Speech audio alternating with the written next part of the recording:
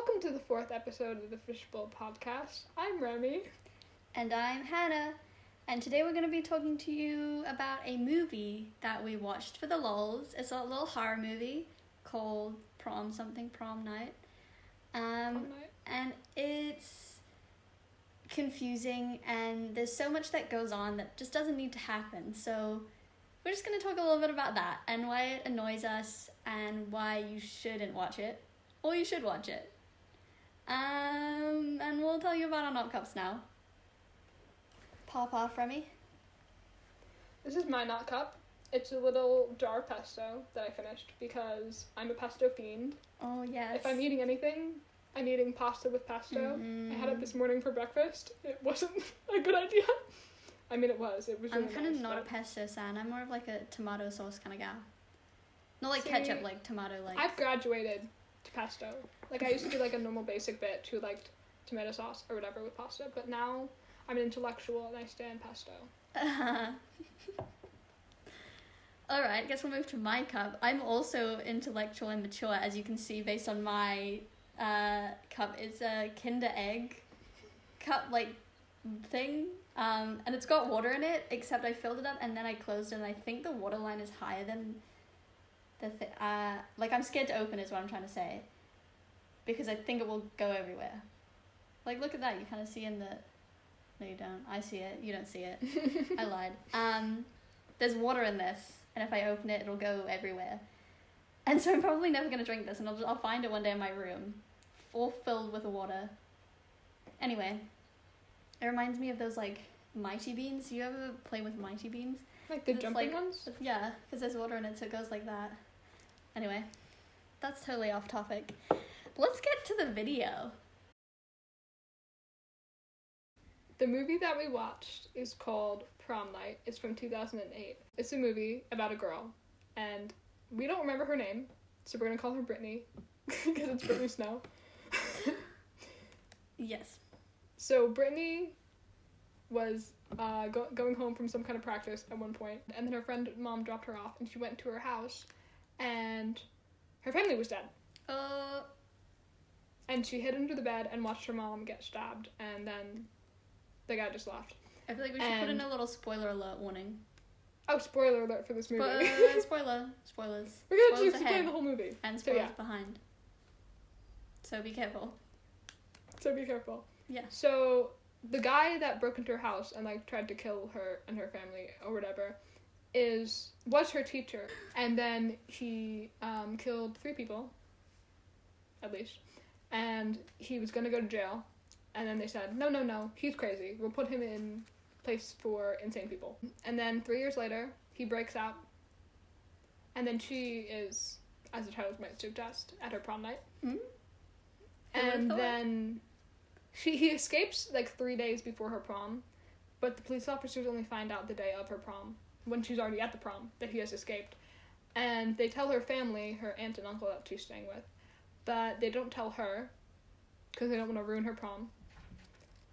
And they don't think that he's coming for her. Mm-hmm. But, plot twist, he is coming for her because he knows where she lives and what school she went to, so he just shows up at the hotel that their prom is on at and starts killing people. That's pretty much the movie. Yeah, that's and I the guess movie. now we can start talking about why it irks us a little. Yes, we can.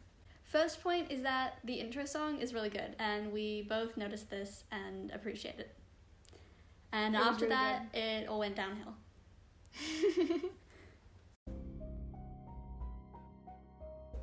The nightmare. So she gets home, and as soon as she gets in, like as soon as the like intro music stops, there's like eerie music. And it's really loud and a little bit too much, if you ask me. And it's too soon. Like, they want you to think that the bad thing's gonna happen. It's like, give us some silence. It'd be a little more exciting. Then she's like calling around. She's like, Mother, Father, are you home? Because she's just arrived home and it's really quiet and like the TV's on but nobody's watching. And she's like screaming out like, hey, hello, I'm home. She goes upstairs, trips over some like baseball bat, and she's like, little brother, you left this lying on the ground. I almost died. I almost tripped over it. Well, dramatic if you ask me. Because her brother is actually dead. And then she's like, oh my gosh. Ooh, and she like freaks out a little and runs back. And then the murder guy runs like, he's like chasing her mum. And she like only just hears him saying like, oh, where is she? Where is she? Like obviously asking about main Brittany gal. And the mother is like, I don't know, crying and everything. So she like yeets under this bed. And it's really swift, smooth motion. I'm like, nobody could do that. Like, it would probably take 5 minutes to squirm under there.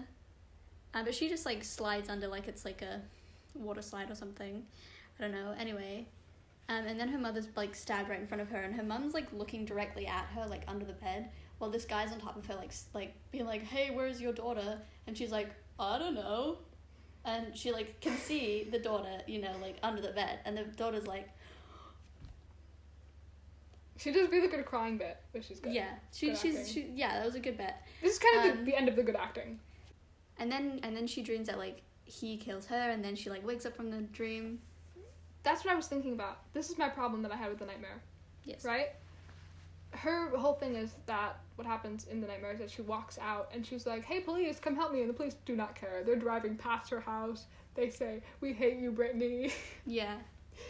And then she walks out. And then she turns around, and he's in front of her, and he stabs her, and there's a really good transition into her being in the therapist office, which I really liked, and it was cool. There were a lot of cool transitions. Yes. But how did this actually end? Like, how did she actually get out? Like, we don't know, which is kind of something that annoys me. Also, the blood doesn't look like blood at all. It looks like rust. It's not even that it's, like, there's either, like, there's too much blood, right? And there's the right amount of blood. They just didn't do not enough blood. Like, it just doesn't seem realistic that there's, like, no blood anywhere. Yeah. Especially because the way he kills people is with a knife. Yeah. Like, and he, like, slashes them. That's bloody. A lot of blood. It doesn't look like blood. I didn't like something that the therapist said, but I also didn't like her therapist. Yeah, I have that the therapist, like, was kind of weird. One of her lines that she said was about, like, the murder. You know, like, the time that she witnessed her mom being killed. She said, memories will fade, but you won't forget it. Yeah. Just like you won't forget tonight, prom night. When she gets home from her salon, she's looking in the bathroom, and she goes to grab her pills, and then she like has them in her hand, and she's having a moment. And then she closes the mirror, like a cabinet mirror. It's one of those cabinets that has like a mirror on it, and her aunt is just behind her, and it's a jump scare. And it's very good. It's very scary, and we were all super scared of it. I have a little irk that her aunt is called Karen. Also, her aunt is kind of just like weird, creepy kind of vibes. Like, why like jump scare this little girl whose parents were killed by a murderer? Like, she knows she's like. Why go and like stand right behind her? Not even like knock on the door or be like, "Hey, I'm here, by the way." It's a little creepy. She goes and stands. Anyway. Yeah. Then the way that she speaks, I just don't like it, the aunt. She says exactly what she's going to do. She's like, I'm going to go downstairs now, and I am going to go and tell, and insert name, that you are almost ready. Instead of Bobby. Oh, I'll go let Bobby know you're almost done. Instead of like, I'm going to walk down the stairs, step by step, with my feet. She doesn't say that, obviously, but I felt like she was over-explaining it a little. It's a lot, yeah. I think this happens a few times where it's like they say There's the some thing weird that's dialogue. They just kind of say what's gonna happen. They're like, oh, by the way, this thing's happening. By the way, just letting you know. Yeah. And then when people should use more specific words and explain themselves, they don't, to keep it vague. We need to talk about the shawl, actually, the scarf. Oh yes, the shawl. She's given a scarf by her aunt, and her aunt goes, "Here, your mother would have wanted you to have this," because obviously it was her mother's old scarf. But it's kind of like an ugly little thing. It's like a little rag, and I get that she could have some like emotional attachment to it, and that's fine. But she doesn't seem to have known about this scarf before. Yeah. It's not like it's the special scarf that her mum wore. It's just a scarf, and it's ugly. Sure, maybe like she could have been emotionally attached to it, but she didn't act like it. And like this is 3 years on, and she's only just finding out about this scarf. And she doesn't seem to remember it. She's just kind of like, oh, yeah, my mom's scarf. Cool. I'll take that. Oh, this was my mom's? Nice. But then scarf. later, She's very attached to it. Yeah, which we'll get to. Some of the dialogue feels a little, like, forced. Like, not very, like, they got the lines, they were kind of like, I don't really know how you want me to say this. And they were like, just read the line. and then they tried to say it a bit more natural, except they, like, changed the words, and they were like, no, the words need to be exactly how you've written them. How they've been written. Oh, and by this point in time, we see that Mr. Man who escaped. Yes. We're gonna call him Joe, because he wears a hat, like Joe from You, but he's inside of a hotel, so it looks a lot more suspicious. Yeah. So he checks in, and we see him see Brittany and her friends going into prom, because, like, they're in the lobby waiting to go into prom. Mm-hmm. And it's just a hotel. Their prom is at a hotel. We didn't say that. Yeah. Yeah, their prom is at a hotel. Yeah. One of the guys goes up to the front desk. I think it's Michael. Goes up to the front desk and is like, oh, can I have my keys to this room? Mm-hmm. And then he knows that he saw that he was with her and that, like, they're all going to the same room. Mm-hmm. So he gets a room on the same floor. Yeah. Because there are 312 and he chooses the third floor and he's in 309. So he's just, like, 3 doors down. Also, he looked so suspicious when he was like, oh, I'm blending in so much. And he was wearing a hat indoors. Yeah. And he was like, what floor do you want? And he just looks back at the guy who was I have so many there. Points about how suspicious this man is. And nobody's, like, questioning it until, like, they get close enough that they're in knife range. And then they die. Yeah, like, this man walked up wearing a baseball cap inside. I'm already suspicious. But the fact he's watching them through, like, the door. He's, like, standing there. He's like... Yeah, somebody's gonna notice him. In the doorway. Yeah. With the doorway just cracks and he's looking into them. There's, like, hundreds of people in that room. One of them would have seen him. He's really not sneaky. Like, I just have so many comments here. Like, creepy man is very sus. Nobody noticed this man's? He's not subtle. No. And also the fact that he just teleports all the time. He's in one place, and then he's, like, really far away the next moment. I think that's most apparent later with Claire. There's one scene where he goes out to, like, reach the girl's hair. Mm-hmm. And as soon as she, like, turns around, like, straight away, but then he's, like, right over, like, in the other room. And he comes in, like, through the main door. Like, what? What? It makes no sense. I don't get it. They get upstairs, the 3 girls, and they go into their room, and Joe follows them, and then goes to his room, which is... like this. The rooms are like this. Like, the elevator is here, his room is there, their room is there, so they're really close together. What happens is that the girls go in the room and then he sees a maid, and he takes out his really big curved knife, which looks so funny. It's such a funny knife. Like, you would laugh at it. Scratching at his card, so, like, he couldn't, like, so it wouldn't work, so that she would get, like, the master key card or whatever. But he was, like, scratching it like this. He's so suspicious the way he does it. So suspicious. He's like, is anyone looking with my 5-foot knife I'm gonna scratch this tiny card off with? Like, so weird. And, yeah, for the key card. And then he tells the maid, he's like, hey, Miss Lady, my card isn't working. And then she's like, look, it has a scratch in it, you idiot. It's scratched. Yeah. So then she uses her card, and then he says, oh, can I have some towels too? And she comes into the room, and he kills her. Right around this time, we see a flash to the police officers, and then this is when they find out that, I like the scene with the police officers when they're, like, explaining it all and, like... Yeah. I like the police officers more than I like Brittany, because I feel like they actually have, like, personalities. Yeah. Idris Elba and... Felix. Yeah, we don't know his name, so we decided he would be called Felix. So they're talking, and they find out that this guy has been missing, and then they call her aunt and uncle. But then they decide to not tell Brittany, even though they could at this point tell Brittany that this man They could just escaped. ring her up and be like, by the way, that's creepy stalker. She has a cell phone. We see it. He's, like, people out and know about. Exactly what room she's in. But instead of this, the police officers decide to send a lot of undercover police officers into prom. And then Idris Elba and Felix also come to prom, just to look out for her. Right around this time is when teenagers start making dumb decisions. I have, like, written here, like, this movie is just full of bad decisions. That's literally all the movie is. They don't tell her that, like, the guy's on the loose. They should just bring her home, and they wouldn't have avoided this whole situation. So what happens is Claire has cramps. Claire is her friend who's not running for prom queen. And so the main girl, Brittany, is just like, oh, I have I have my doll up in my purse, up in our room. I'll go get it. And I think it's odd that her purse matches her outfit, yet she left it in the hotel room. But fine. It's like a little clutch. It wouldn't take that much. Like, maybe she needed somewhere to put it.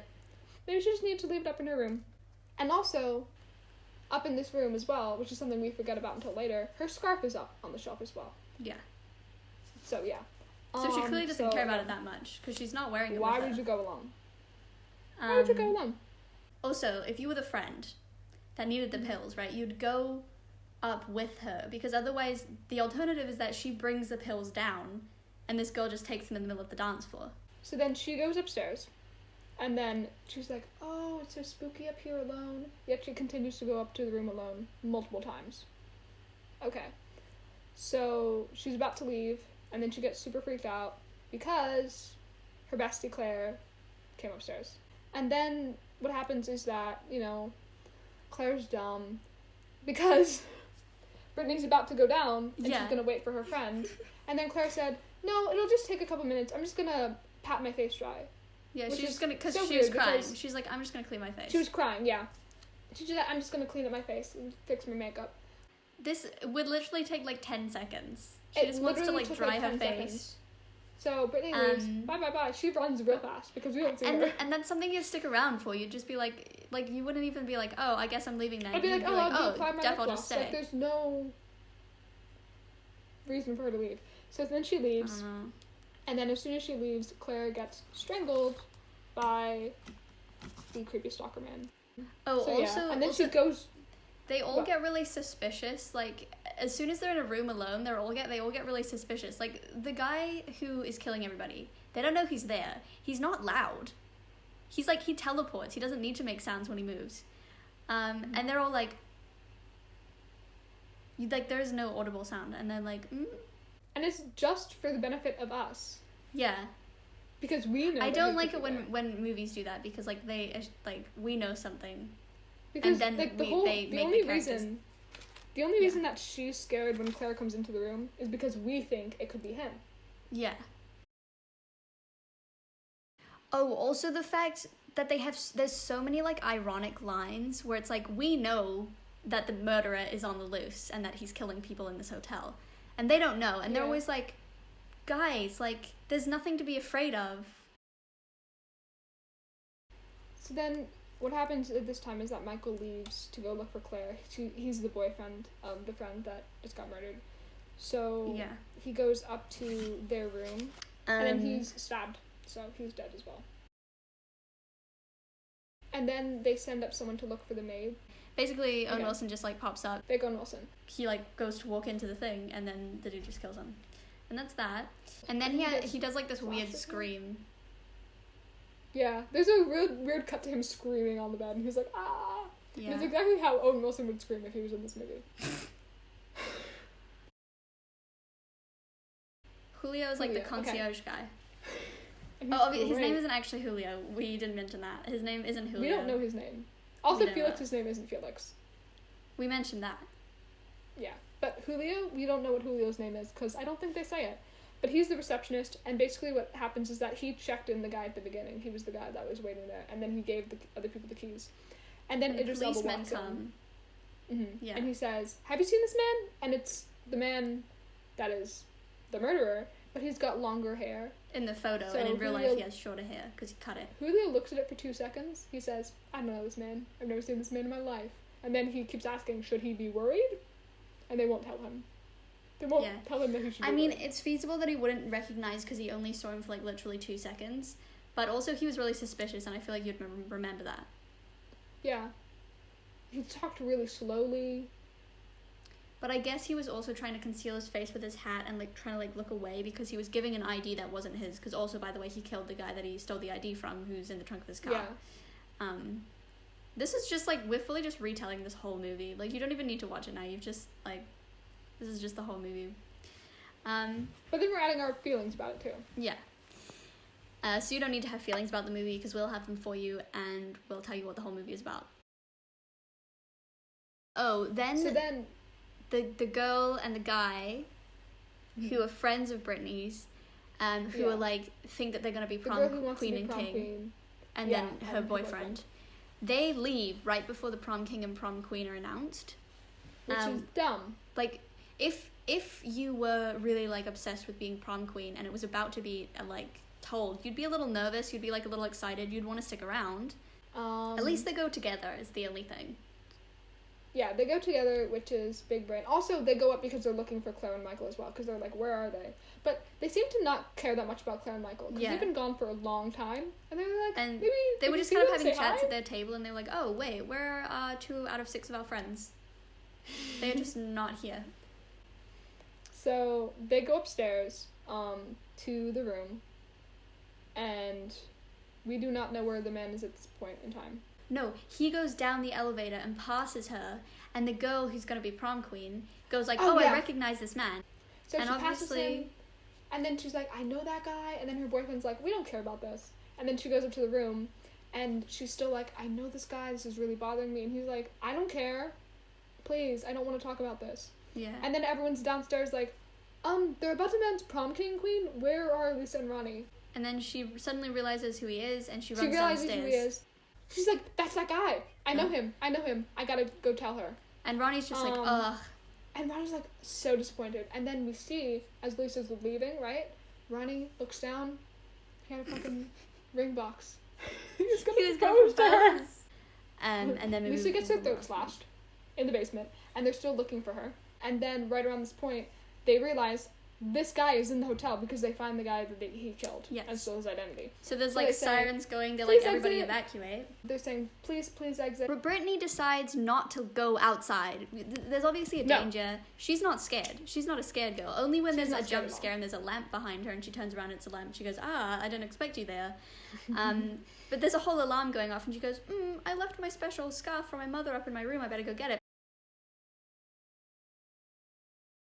And then she goes upstairs, and he's upstairs. He finds her. She's like, She rolls under a bed again, like in the beginning scene. She's gooching in, and she sees her best friend. And she makes a little noise. She runs into her before she sees her, even though you would see someone if you're rolling under a bed. Yeah. There are 2 beds, and he hears her make a sound, and then he goes over to the beds, and he goes, which bed do I look under? Because obviously he's learnt to look under the beds now, because he didn't last time, and that's where she was, and he probably found out about that somehow. So he looks under the wrong bed. And she manages to slip out just in time. She, like, runs out the room. She's fine. Like, the police take her downstairs. Felix is like, it's okay, we're gonna get you home. And then right around this time, we see a shot of Isabella being like, is that everyone out? And, like, all of the employees are leaving, and one goes, yes. Yeah, and then yes, sir. They go up to his room. They go up to the 309. And they're in there, and then blood starts dripping from the ceiling. And we're like, wow, this is something interesting, maybe. And it's just fake Owen Wilson. His body is in the vent. And then they realize, oh no! Yeah. We thought we saw fake Owen Wilson leaving. Turns out that was the murderer dressed up as fake Owen Wilson. The aunt and uncle talk to the policeman, and then she goes, like, to her room with her boyfriend. With her boyfriend. Inappropriate. And I'm thinking, like, I've written down here, like, everybody's dead. At least Bobby is still alive. Yeah. That's my thoughts at this moment in time. So basically the girl has a dream that she, like, goes into the bathroom and then and she takes her pills and then the murder guy is behind her. And then she wakes up and she's like, oh, phew, it was a dream. Oh, by the way, I'm gonna go to the bathroom now. Yeah, and the same thing's playing on TV. And she basically repeats her nightmare. Like, no. The same thing's playing on the TV. Like, it was fine. Bobby says, like, the same thing to her, like, oh, are you okay? Yeah. And then she goes into the bathroom, which is so dumb. But, okay, I'm also thinking, because she turns around and, like, Stalker Man's not there, so it's fine. But then she notices that the window's open, and she goes back to her room, and she goes back into bed, and she's like, oh, Bobby. Plot twist, Bobby's actually dead. How does he get in and pass her? He must have passed her when they were both asleep. He must have because crawled in the window. he's alive before she goes to the bedroom. The bathroom. Yeah, so he must have crawled. Oh, I guess he comes in, like, goes under the bed or something. Yeah. But how did he not make any noise how when did he was kill dying? Bobby? Like, again, his throat was slashed, right? And there was, like, no blood. Because she doesn't realize for, like, a good 2 minutes that he's dead. Yeah. Because she, like, sits down next to him. And she's like, oh my god, Bobby, thanks for being there for me. She's like, Bobby? Bobby? And then she turns him over and his throat is slashed, but there's absolutely no blood. Like, she would have felt something. Yeah. And, he's just so sneaky. Like, he's such a teleporter man. So he got in through the window, but did he make any noise? Like, but also when she was in the bathroom... Is he bathroom... trying to kill her at this point? We don't know. We don't know. Like, he's not even like, hey, wish we were hanging out. What is he trying to do at this point? Like, Picture we see this, him right? delete There's a picture 7 minutes... of her and her boyfriend. Picture this, right? There's 7 minutes left in the movie. Everybody's dying. We still don't know why the murderer is going after this girl. Like, is he trying to kill her, or does he just want to, like, run away with her? Does he like, want to isolate her? I don't know. Why not kill the aunt and uncle then? Anyway... Because the aunt and uncle are fine downstairs. Also, they, Idris arrives at the house and finds that Felix is dead. And so I wrote, why is Felix dead? He didn't need to die. Like, there was no reason. There's no reason Felix needed to die, because he could have gotten in the house without Felix dying. Because he already cut the power lines and the phone lines, so no one could call them. And there was a different security guard that was also dead, and they were, like, on separate sides of the house. So they clearly both didn't need to die. Like, nobody was running after him. He just kind of went, they're around, and I have a knife. And you feel sad because you love Felix. Yeah. Also, I got really angry when they killed Bobby. I said, don't kill Bobby. Yeah, because it was like... Don't kill him. It's almost like everyone died for no reason. Yeah. Like, if there was some kind of motivation. It wasn't like... it wasn't, like, even that emotional. Like... Because she has no character. It was just like, don't kill him. Like, why? Yeah. Anyway, then she comes back, and then she realizes that Bobby's dead, and then she sees Idris. Well, we don't know whose shadow it is. She sees a shadow upstairs. So she goes into the closet thinking that it's Murder Man coming for her, but it's actually just Idris. But it turns out Murder Man is in the closet. And so he's like, oh, got you now, haha. And then they both come out of the closet, and he's kind of got the knife up to her neck or something. And Idris then comes into the room and goes, pew, pew, pew, shoots him. He's, like, standing there with his knife, and he's like, oh, you just been shot. And it takes him so long to fall down. Yeah, and she, like, falls to the ground, and then he's like, oh, and he's got this knife, like, right out, and he starts to, like, fall, like, onto her. Mm-hmm. And okay, this is annoying. This is him. I dropped my pen. And this is a little knife. She sees him coming towards him, like, with knife out, so, like, he could fully just, like, stab her. And she rolls out, which, like, good idea, but she rolls towards the knife, mm-hmm. which would make it so much easier for him to, like, accidentally, like, slice her arm or something when she was, like, mid-turn. Yeah. Like, she should have gone the other way. Yeah, so that's pretty much the end of it. I'm just gonna go through some points that I made after the end of the movie, that it was a bit of a dumb ending. Like, we didn't really get much out of it. It's just he kills everybody, but then he dies, but, like, is there any justice? Like... We still don't know what he was trying to do. He didn't even have an evil monologue. After. Like, is she G? Even if at the end he was like, oh, he was dying. He was like, oh, I just wanted you to be with me. I just wanted you to be the only one. I could even, like, write it off. I was like, okay, some kind of villain monologue. Did he even have any lines other than, oh, the third floor? Yes, sir. Yeah, I don't think so. Is he a glorified extra at this point? He didn't do much. Except for, like, stab people with this big knife. That's so ugly. We're gonna have to insert a picture of the ugly big knife he has. It's so... Yeah. And then, of all the people, like, Ronnie is still alive. He's, like, the one that, like, means the least to her. I mean, I rated it on Letterboxd. I gave it a 2.5 stars. Yeah. Like, it was entertaining. It was entertaining, but it made me really angry. I would maybe watch it again as, like, at a sleepover or something. If we're like, let's watch this dumb movie. Like, I'd watch it again. Mm-hmm. But, I didn't learn anything. I learned how to not write dialogue, maybe. I love that you expected to learn something from this movie. Well, I feel like Prom Night. I mean, there were some cool transitions. Maybe I learned how to do cool transitions. I think they could have gotten rid of, like, all of those, oh no, there's a lamp, oh no, there's my friend, Yeah. and maybe don't, if like, they the took plot out, line is just, there's so many holes. If they took out all the dumb, oh my god, this is a lamp, oh my god, this is a random pole I just walked into. If they did that, if they took all that out, but then added it with, like, hallucinations of her seeing him, or something like that. Yeah. That would have been better. Also, maybe if they gave a bit more of, like, an emotional connection to the scarf, or, like, not make it a scarf, make it something, like... Cute. Different. I don't know. But yeah, there was still good bits, despite all of the... I think my biggest issue was just, like, so many things didn't have to happen that did happen. Just because they could happen. Also, I think what makes it a little... also annoying is that maybe since no one knew it was going on for a while, like, I feel like if she had hallucinations or something like that, or she knew that if she found out that he was in the hotel before she could leave or something, that would have heightened it. But she only knows for a fact that he's there once she sees him, and she doesn't even find out about her friends dying until after she sees him. So it's not like there's anything... I think it felt kind of like it could have been written by someone on Wattpad. And that then they said, this is a good idea. Let's make it a movie. Okay, well, I guess we'll go to our prompts then. Except this week we kind of didn't have prompts. So I just kind of made something, and I thought, you know, I'd try my hand at animation. Because I just got so many hobbies. Why not add one more? Why not add one more to the long list? So I'm going to insert, like, a little video here of this little animation I made.